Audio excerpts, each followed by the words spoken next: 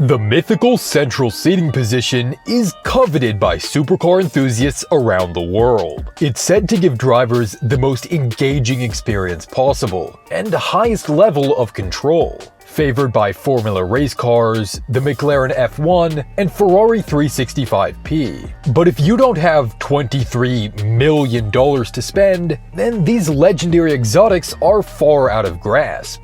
Fortunately, there is a solution. Build your own 3-seater exoskeleton supercar slayer for a fraction of the price. And that is where the WR3 V-Storm kit car comes in.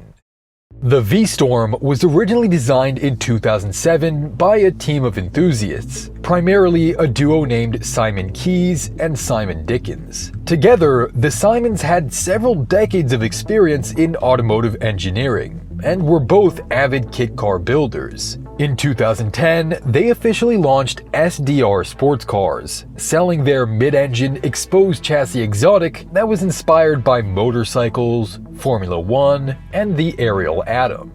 They wanted to make something that could give drivers an authentic track day experience, but that still had enough space to take their kids to school, go on weekend trips, and had enough legroom for someone as tall as 6'4" to fit comfortably. WR successfully marketed the V-Storm for about 5 years, when they decided to sell the rights to it to the next generation of enthusiasts. The assets were bought up by Dan Carpenter. He had started as a V-Storm customer and even developed his own line of upgrades for the kit. As the owner of a CNC machine shop and engineering firm, Carpenter was perfectly poised to take over manufacturing of the kit in 2015. After purchasing the company assets from WR, he continued its evolution with a series of upgrades to the chassis, boosting its performance capabilities to match modern supercars. The updated model is now sold under his name, the DJC Sportscars Vstorm WR3 kit.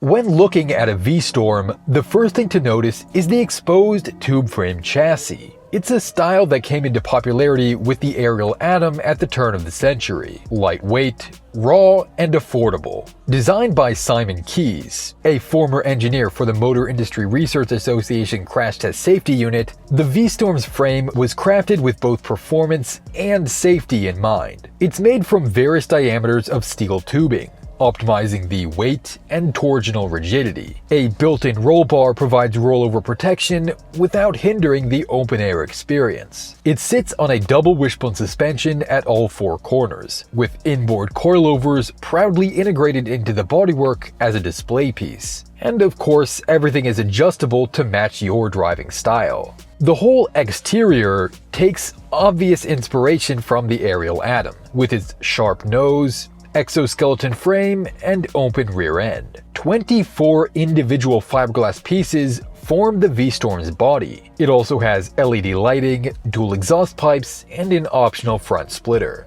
The side mirrors are custom machined billet pieces made by DJC, representing their philosophy that if the perfect part can't be found, they'll simply make it themselves. Like the Atom, the most prominent design feature is the intake snorkel mounted right behind the driver's head, feeding cool air to the turbocharged engine.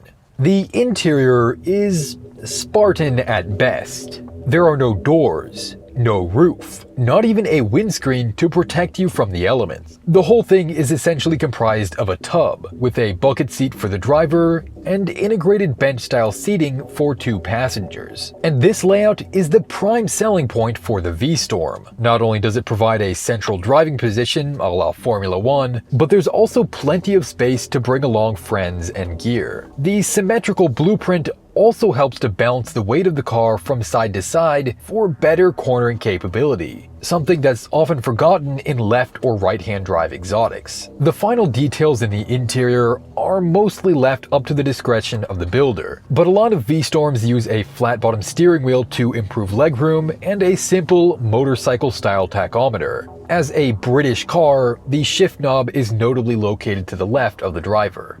When it first debuted, the original SDR prototype was powered by a mid-mounted Aprilia RSV1000 motor. It could rev to about 10,000 RPM, but produced only a meager 140 horsepower. So for the production model, they pivoted to a turbocharged flat-4 Subaru engine.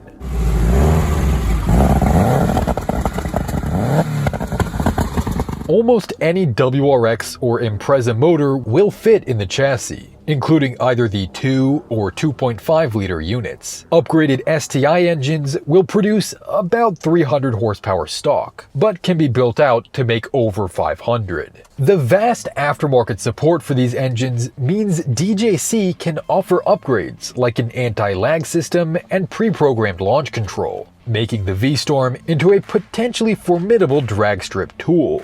The Subaru drivetrain gets converted from all-wheel drive to rear-wheel only, but the mid-engine layout means the transaxle sticks out towards the rear. Because of this, early V-Storm kits could only fit the 5-speed manual unit. But in 2022, DJC made reinforcements to the back of the chassis design, allowing it to fit the 6-speed for better torque and higher top speeds. Speaking of performance, the lap times of each V-Storm will vary depending on its unique build specifications, but DJC says the average car will weigh as little as 700 kilograms or about 1,550 pounds. That's nearly 500 less than an NA Miata. While early models had their top speed restricted by that 5-speed transmission, the new 6-speed capable chassis pushes the limit to somewhere over 150 miles per hour. It can also complete a 0 to 60 run in about 3.5 seconds.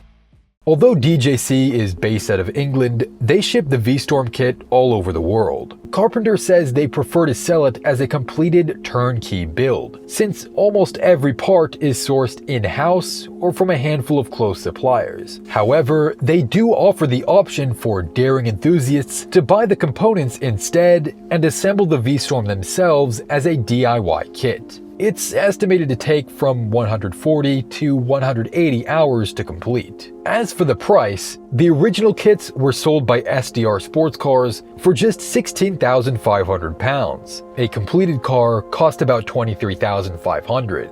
But over 15 years later, the MSRP has likely increased significantly. And although there's no confirmed number, recent estimates put it in the £40,000 to £60,000 range. At that price, the V-Storm sits securely between the $12,000 DF Goblin and $84,000 Ariel Atom 4. Personally, I would probably pick a used Atom for about $40,000, benefiting from the brand recognition, manufacturer support, and various owners clubs that come with the more popular option. However, the V-Storm could be better if you want the experience of building your own supercar slayer with a unique central driver's position and that extra interior space. Let me know in the comments whether the V-Storm is worth it, and remember to subscribe for more kit car content. Thanks for watching.